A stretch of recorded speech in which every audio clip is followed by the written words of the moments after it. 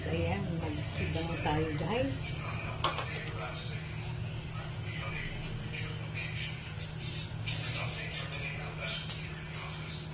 And guys, durugin muna natin yung kamatis. Sigang tayo. Hipon guys, ang sisigangin natin. Durugin muna natin yung kamatis. Pakulo muna ako ng tubig guys.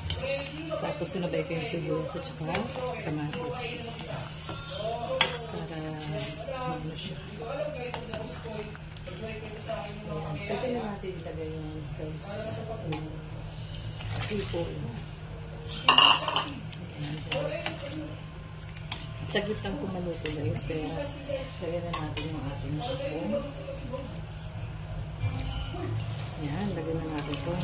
Ito talaga. Pamustahan siya guys.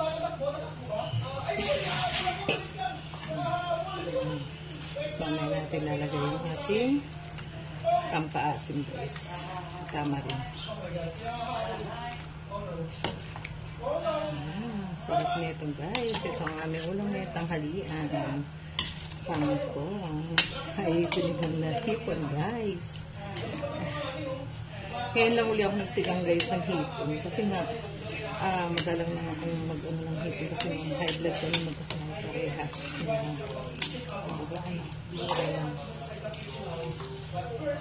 Tapos lagyan natin ang ating sili. Ang ating pampalasa guys. Gawin natin pampalasa.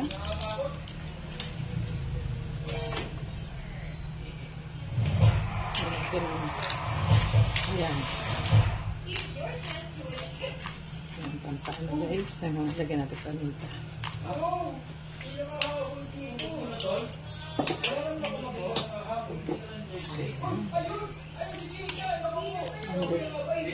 Patis guys. Lagyan natin patis. Ayan. Ang galing lang magluto ng sinigang na hipon kasi ano ito guys, lagyan natin lang pampaasim na isusin na natin kasi masarap yung maasim talaga. Sarap ng sabaw. Yan.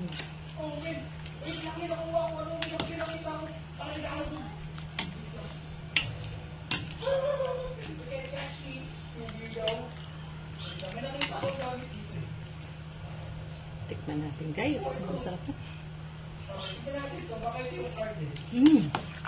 Sarap.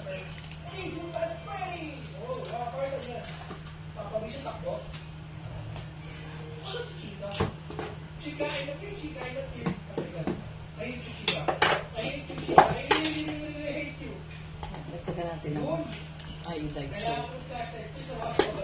Alam niyo po guys na maganda ang iodized salt sa atin. Lalo sa mga bata. Kasi yan ay nagpapatalas ng ating memory. Ayan, kaya yung mga kapag ang bata laging mas okay na ang gamitin natin pang asin ay yung iodized salt guys. Sarap.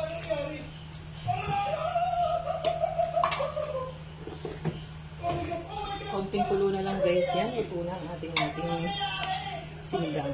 Pakuloy na. Ayan, ang ating sinigang.